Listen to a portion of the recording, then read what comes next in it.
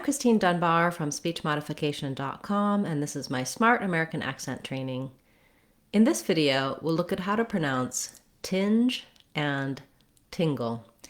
Even though these words have similar spelling, there's some different sounds in the words, and of course, there's actually no relation in the meaning of these two words. It's just the way that they look might make you think that they have a similar sound. So let's take a look first at tinge. So tinge is a typical spelling where we have the letters G-E at the end of the word, and they say the J sound. At the beginning of a word, we would spell that with letter J, like in job or jump. At the end of the word, we often spell it with G or DGE, like in edge or tinge, etc. And at the beginning of a word, we can also spell it with G, as in gentleman, for example. So I rewrote it here with a J. We don't usually put that at the end, but I want you to be thinking about this J sound and then noticing that we have the GE kind of function as the J and the N is an actual N in tinge.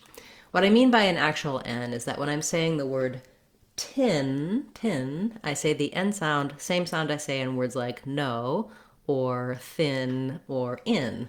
So the front of my tongue lifts behind my teeth. So to say tinge, I just lift for my N and then I add my J sound. My tongue is starting in that similar position to the N, and then it's just dropping down for the J. If you have trouble with J at the end, you can try saying, for example, a tinge of red, a tinge in, and then you'll notice that that will link to the next word. So tinge of kind of sounds like you can put that J sound at the start. So for many people, saying J at the beginning of a word is easier than at the end. This is one technique or strategy to help you with that. You can get more help for the J sound and all of the sounds of English in our Sounds of English course on speechmodification.com. It'll give you some of these tricks for developing sounds that are challenging for you, either because of knowing what the sound should be in the word, the way the word is spelled, or how to pronounce those sounds because your native language doesn't use those sounds at all or doesn't use them in the same way. Then when we look at tingle, to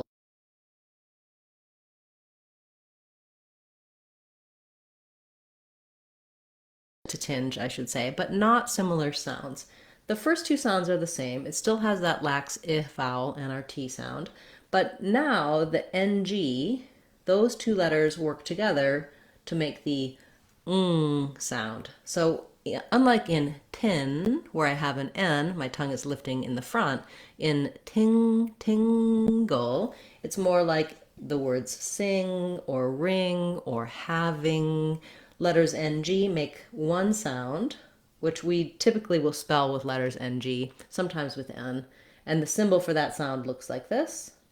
You want to lift your tongue in the back. So if you can say words like sing, you can say ting, and then the G has to do double duty here. So the G is now also going to make a G sound, tingle.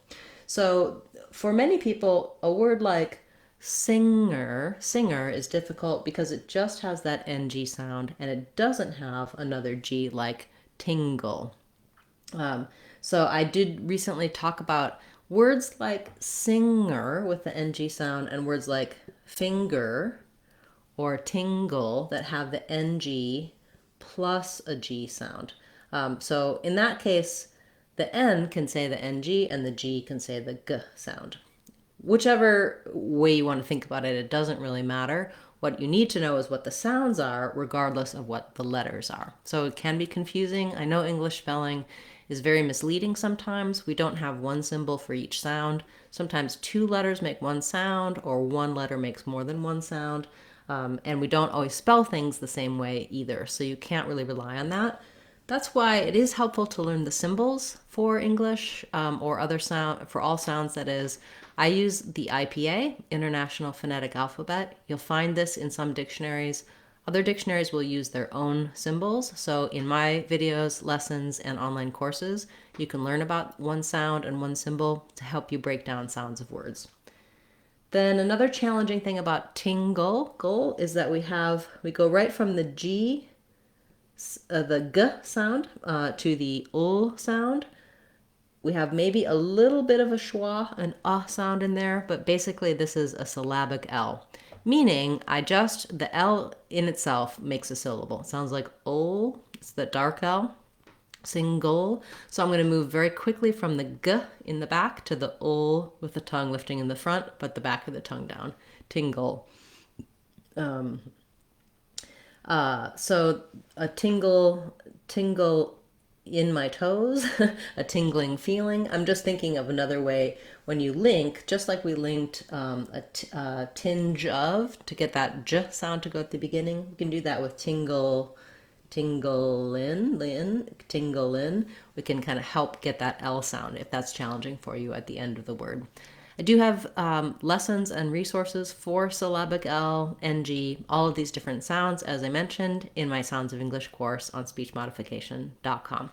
All of our online courses are either free or available for under $2 so that you can use them to build a strong foundation to pronounce any word you want in English and to understand better the sounds of English versus how it's spelled, what letters and sounds all are, and which ones to watch out for because of your native language, the accent patterns you may have on those sounds. If you have a request you'd like to see me cover in this Word of the Day series, do feel free to leave that in a comment on this video or any of my videos. I'll add it to my list to cover in a future class. You can also attend our live classes each week. We have two. One is open to everyone. That's on Fridays. You can put your questions in the chat and I'll answer them for you live. We also have a Sunday class open just to our channel members, so it's a nice small group. And channel members can make their requests anytime throughout the week, and I'll give them answers each week on Sunday. So check out that option to join as a channel member. You can click the join button and see more details about the perks we offer. Thanks so much for those of you who have joined the channel, and to our subscribers. I do really appreciate your support. I'm Christine Dunbar from speechmodification.com. Remember, if you want to sound like a native speaker, you can do it. speechmodification.com. Bye, everyone. Hope to see you again soon.